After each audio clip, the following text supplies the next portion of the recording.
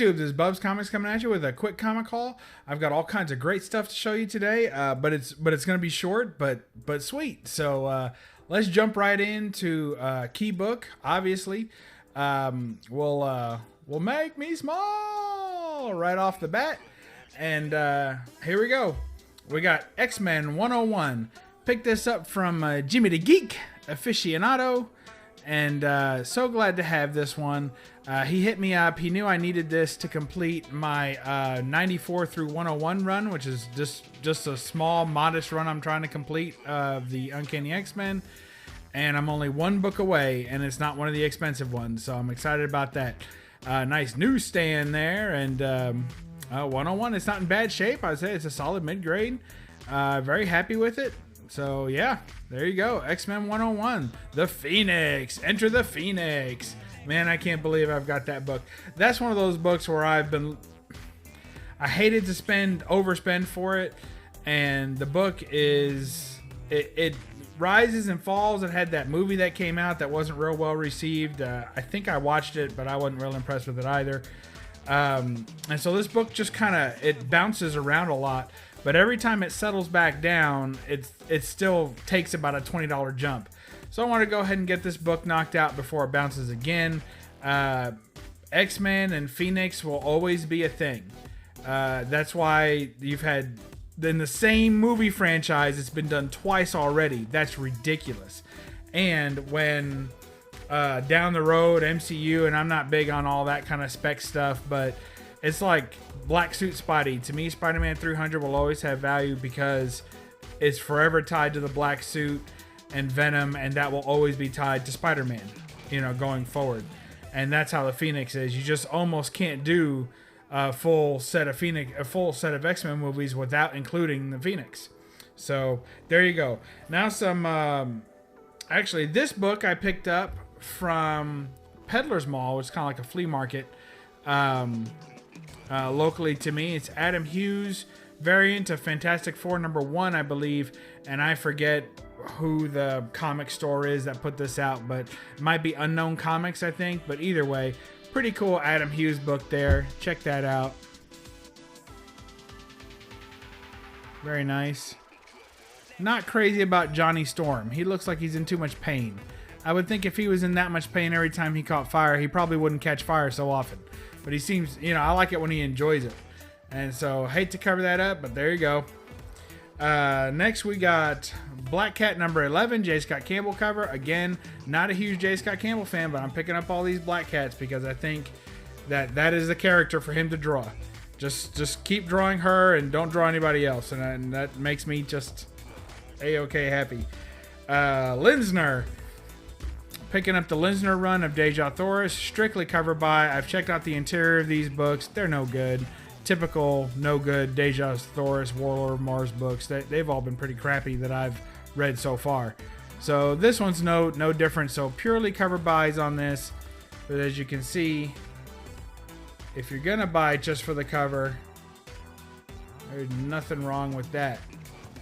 I usually say don't apologize for the glare, and I probably will again at this video, but you notice a double glare there. You see that? You guys catching that? We got double glare today. Nice. Always nice to get a nice pair of glare there. All right. Next, we got the question.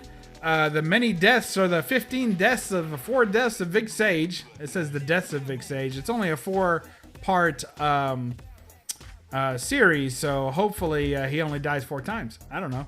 But the question, the many deaths, the deaths of Vic Sage, this is #3. I want to pick up all these A covers, even though they're not the Lemire covers. I do have #1 with the Lemire cover, but I want to go back and get the #1 that has the Cowan Sienkiewicz cover, because they're doing kind of a motif with the question and him coming through a door. So each one is a variation on that same cover, and I think they're going to look really cool as a set. So I'll be on the hunt.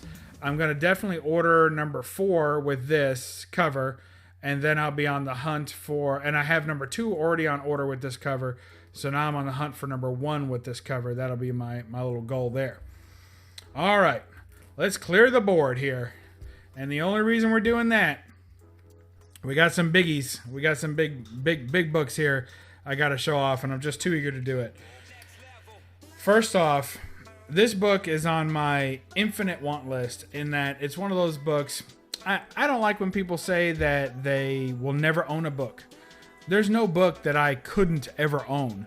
It's just, and nor could anyone else. It's just a matter of priorities, you know, your life, your job, and your situation, you know. But I mean, the stars can align for you to own just about any book, even an Action 1. I mean, there's no reason why you couldn't stumble across one of those books. It's very unlikely, but don't say it'll never happen. So this book is on my I probably won't ever have it book list. So it's Punch Comics number 20. And I absolutely love this book. Check it out. Now, I'll tell you right off the bat, because the first thing you say is, wow, Bubs, the color on that book is outstanding. And it is. There's Rocket Girl. Golden Age Rocket Girl. And there's Rocket Man story inside too. And this book gets the distinction of having the topless cover. And I'll go ahead and show them because they're not that detailed. So, but you see the giant kind of Rodan type buzzard picking up the women. It's got one there. Got several of them all mangled up in there. And then there's one that's half topless. So this is a pretty key, if you will, book for Golden Age.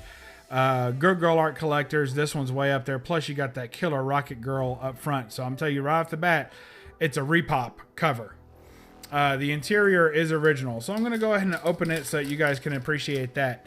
Now, one thing that you won't see me do is I would never slab a reproduction cover. I've seen other people on YouTube slab reproduction covers, and it just confuses the heck out of me why anyone would ever do that, because you're taking the only thing that's legitimate about the book, which is an interior, and you're sealing it off forever so you can display a fake cover. Like, I don't get that at all. So this book will never have that happen to it as long as I'm around. But that's one of the reasons I want it. Splash page is killer. You got Rocket Man, and the interior is in very good shape. There's a little bit of staple stress on this bottom one, but other than that, it's fantastic. Very good page quality, a little bit of tanning at the top, and of course some fraying on the bottom and the edges. But I mean, that is so, if you're not willing to deal with that, you're not going to be a Golden Age collector, I can tell you that. But the interior is so crisp that I really wanted to get this copy of this book. And there's a couple of other copies of this book available coverless as well, but I picked the best looking one for me, the best interior. Now, I asked around the Golden Age community, some friends in the Golden Age community said, what do you think? You think I should get a coverless book? And they're like, well, it depends. So here was my ultimate reasoning, and this was kind of sampled from other people and myself. One is, I gotta like the splash page. If I don't like the splash page and I don't like the way that looked, then I'm probably not going to buy a coverless book. The other thing is that the interior story has to be something that I want to appreciate. In this case, it's a Rocket Man book, so I would definitely want to appreciate that, right? So, so those are two things that matter a lot to me. Also, the interior has to be complete and in good shape. And if all those things happen, then I'll buy the coverless book and hope for the cover someday. And I can tell you right now, of course, that's not attached. They don't attach the repop cover. But I can tell you right now that 3 times in my collecting career, if you will, I have come across either the full interior or the full cover of the book, and chose not to buy it because it wasn't complete, and then later came across the missing part. That's happened to me 3 times. So I did not want that to happen to me this time, because this is a book and those were books that were on my want list. And ever since then, I've only been able to find one each of those things. I should probably go ahead and buy it, right? But instead, I'm applying that knowledge towards this book.